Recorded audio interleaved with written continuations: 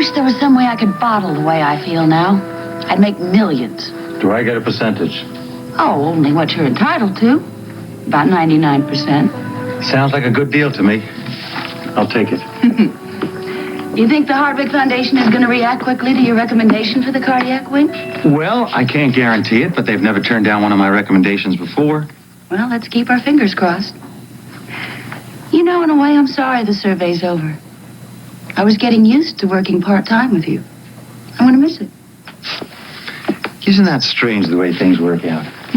When we first embarked on this project, do you remember how much friction and misunderstanding there was between us? Yes, only too well. I'd like to forget it. I know. And now you're sorry it's over, and I'm planning to use Port Charles as a base of operations because of you. Are you going to see your family when you're back in New York? I'll probably give them a quick visit. Why? Oh, I just wanted you to give them my regards, that's all. I'll make a point of it. Which reminds me, my mother, she dropped me a note and she asked me about you. Really? Why didn't you tell me? It slipped my mind.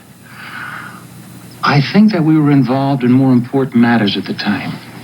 It is very important to know that people you care about are thinking of you. Well, you know now. Oh. Now, much as I hate to say it, I think it's about time I finish packing. Oh, let me do it for you. All right. Now, while I'm gone, I want you to feel free to use this apartment as much as you like. Thank you. That'll be nice. It'll definitely be a pleasant change from my room.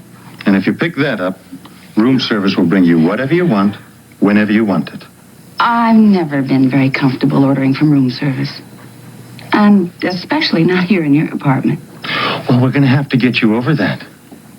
I would really like you to start thinking of this place as your base of operations, too.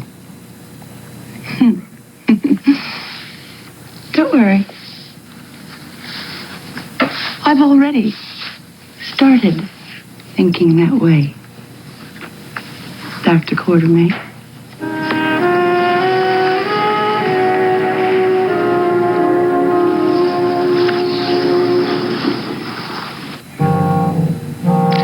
Well, I hadn't heard from you, Mr. Cates, so I thought I'd call and see if you'd given any more thought to our telephone conversation yesterday. Well, I have, and I haven't. Well, I can't blame you for being skeptical. After all, you don't know me. But I promise you, Mr. Cates, there's a lot of money involved here. So you said. But you haven't been very specific about it. Look, I'm a businessman, Mr. Hamilton. I don't deal in generalities. Now, you say you have some kind of inside information about one of the world's largest conglomerates, and that it could affect the price of the stock. That's right. But we have to act quickly. We don't have much time. And exactly what would you like me to act quickly on? What company are you talking about? What kind of information do you have? I don't want to talk about it over the telephone. Well, then, maybe you'd better try peddling it somewhere else. Goodbye, Mr. Hamilton. Wait. I'm still here. All right. I'm in Port Charles. And the company that I'm talking about is Corbin Limited. I see. All right, I'm interested. Then can we make arrangements to meet? Yes, I'll talk to you. Now, the number you left with me here, can you be reached at it at all times? Yes, sir, I can. All right. I'll check my schedule and get back to you. I promise you, Mr. Cates, you won't be sorry. Well, I hope not. For both our sakes. You'll be hearing from me.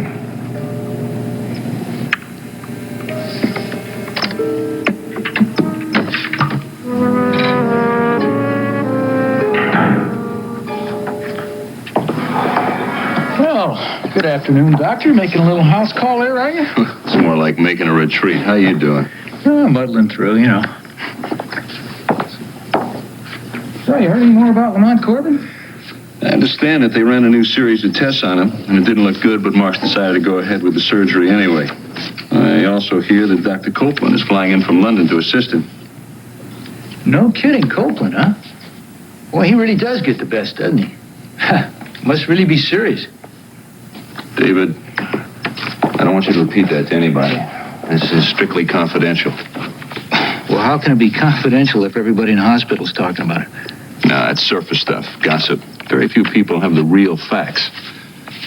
What facts? I mean, what's all the hush-hush about anyway?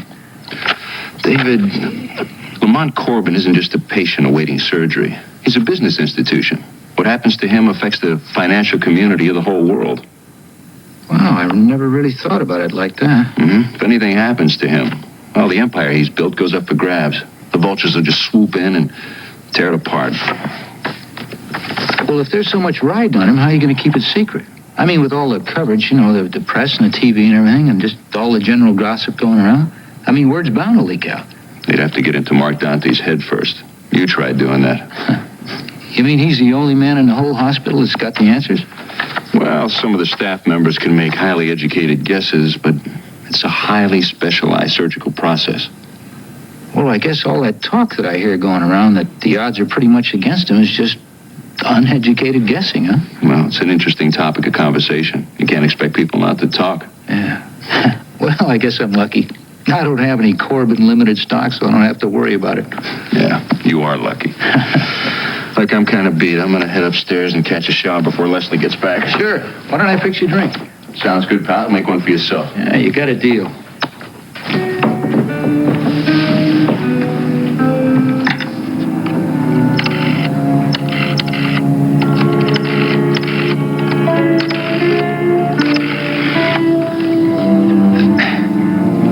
Cromwell Brokerage? Can you tell me what Corbin Limited closed at this afternoon?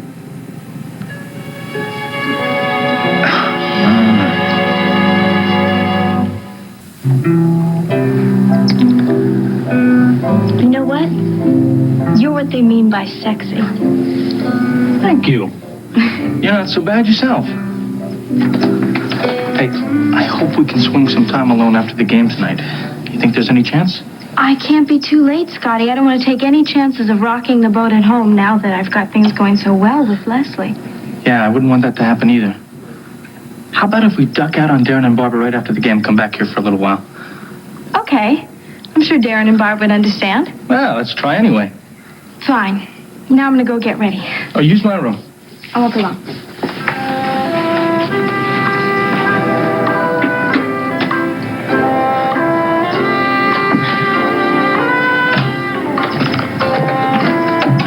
Well, how do I look? Pretty spiffy, huh? You look like a guy on his way to a basketball game. You are no help at all. What happened to Laura? Oh, she's in my room getting ready. Well, I am off to pick up Barbara. Where are you meeting her? Over at her place. She gave me a lot of flack about meeting her someplace else, but I finally talked her into letting me pick her up over at a rooming house. Yeah, she's funny about that. The night I took her to dinner, she wouldn't let me pick her up there either. It's another mystery I'll have to unravel. Well, when you figure out what she's hiding there, be sure and let me know. Now, seriously, though, I'm glad that you asked her to come. So am I. I just hope that it pays off. What about after the game? You have any plans? I always have plans. They just don't always work out. No, I mean, are you planning on coming back here? I don't know. I thought maybe we could all go out somewhere and grab a bite to eat first. No, we can't. Laura's got to be home kind of early, so we're going to have to take a rain check. Okay. Well, then in that case, I'll just play it by ear with Barbara. But I won't promise that we're not going to come back here. I hope that doesn't spoil anything for you. No, it's okay. Okay. I'll see you at the game. Right.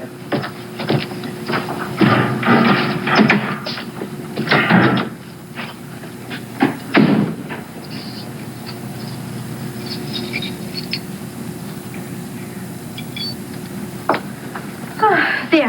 That didn't take long. Darren just left to pick up Barbara. He said that they might come back here afterwards. Oh, well, there goes that idea. Not necessarily. See these? What are those? Lee's keys. He left me the keys to the car, and he also left me the keys to his hotel room. Now, if you're up for it, we can always go back there for a little privacy afterwards. Gee, I don't know, Scotty. I mean, do you think that's safe? A lot of people from the hospital live at the Charleston. I know.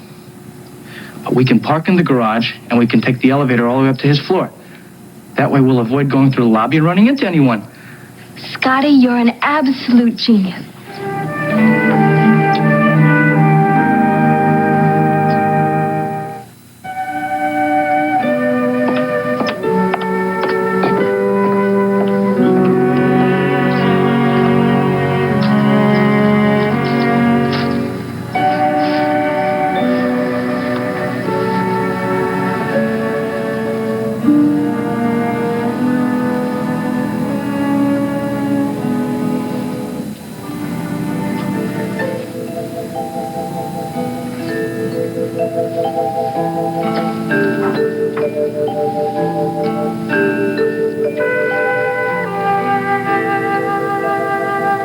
Yes, the last nonstop flight to New York, 753. When is check-in time? No, I'll be using a credit card. First class, please. Thank you. I gather your plans are now definite. Well, not really. If I can get everything out of the way by tomorrow, I'll head for New York. If I find I can't organize my life that quickly, I'll cancel and I'll go the next day. You always just fold up your tent and disappear so quickly? I wouldn't describe my departure in quite that way. I've been here for months. No, I was describing your announcement of your departure. You're going to have to say goodbye to quite a few people. Well, leaving this way keeps everything neat and orderly. I don't believe in long goodbyes. Amputation should be done as quickly as possible. It's a very clinical approach, Dr. Quartermaine. There are times when I tend to be a very clinical person, Dr. Weber. Yes, I've noticed. Everything tied up in neat little packages. Why should that bother you so? Well, it doesn't bother me at all. I just feel it's very cold-blooded. Monica, wherever the Hardwick Foundation decides to send me, I have to go. I evaluate the project that's been submitted to them, and I return a report. It's a nomadic existence. Yes, I'm beginning to realize that. A nomad should only form permanent relationships with other nomads. So you get on your plane tomorrow, and you take all of this, and you file it somewhere under Port Charles General Hospital. I'm not severing communications completely. I'll be in touch with Steve Hardy, and he will know the Foundation's decision as soon as they make it.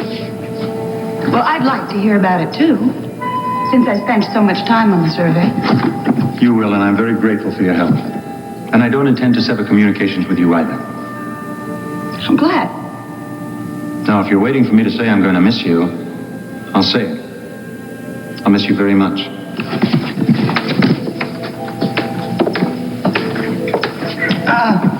Don't strain, please. I'd rather I weren't just another statistic in your nomadic experience. Monica, most people who know you might not agree with me, but I really believe you have a very low opinion of yourself. Have I now? Do you think that I would have taken you home to my family to visit over Christmas if you were just another statistic? Well, I'm afraid I'm one of those people that has to have things spelled out. That was deliberate on my part, because I never knew exactly where I stood with you. You know, when I first met you, I was fascinated by your single-mindedness. The only thing that mattered to you was that cardiac ring becoming a reality because you wanted to be an important part of it. You're being clinical again, Alan. I didn't ask for a detailed synopsis of our relationship. I'm not psychic, Monica. You haven't told me what you are asking for. Well, I think we had something rather special between us, Helen. And after we stopped taking pot shots at each other, it was even fun. It's just a bit of a shock to learn that I am just another statistic, to be filed away and forgotten. Did I say that? Look, I didn't intend for this conversation to take place here in the office, but since you prefer it here instead of over a quiet dinner, we'll play it your way. Yes, I think that we've got something special, too, and I have no intention of walking away from it. God knows I've never met anybody like you, and I probably won't again soon. But before we go any further, there's one thing I have to know. Well, if I can tell you, I will. Rick Weber.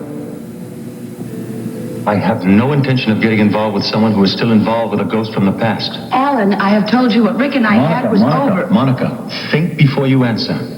Because if you tell me now that it's a dead issue and I find out later that you lied to me, I'll walk out on you without any explanation. I have said all I'm going to say about Rick. Good. That leaves us a lot to talk about tonight. Am I being dismissed now that I've answered your question?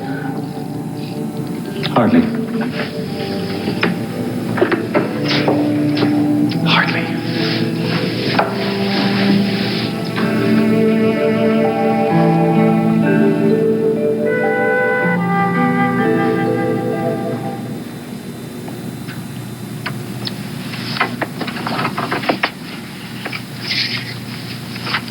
All finished. Thank you.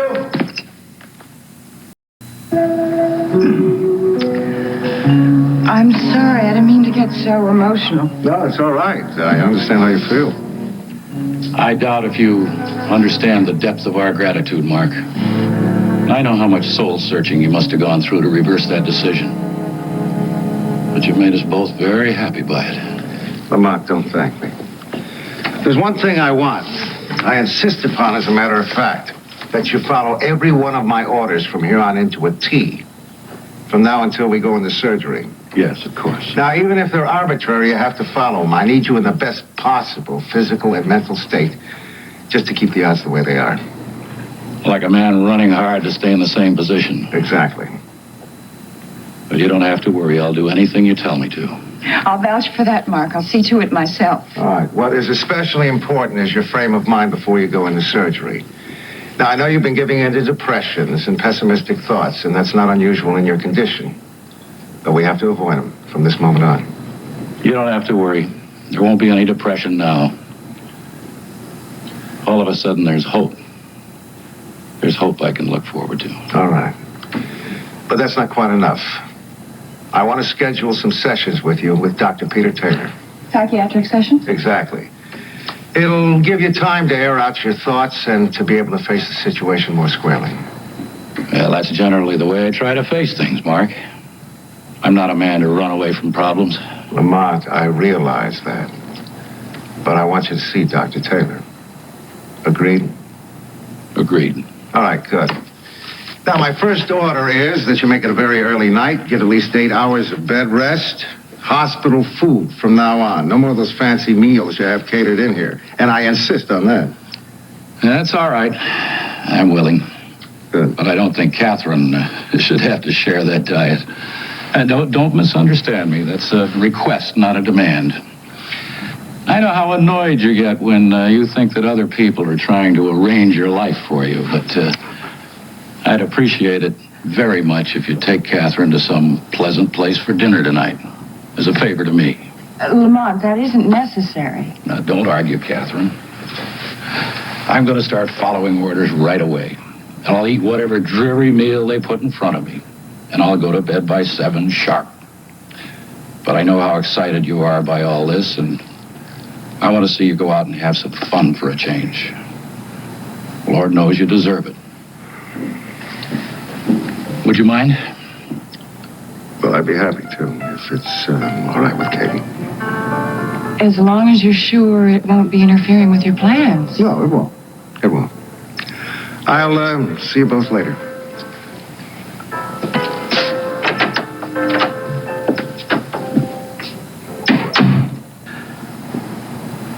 I know it's what we've wanted. But now, suddenly, I'm afraid. Don't be, Catherine. Don't be afraid.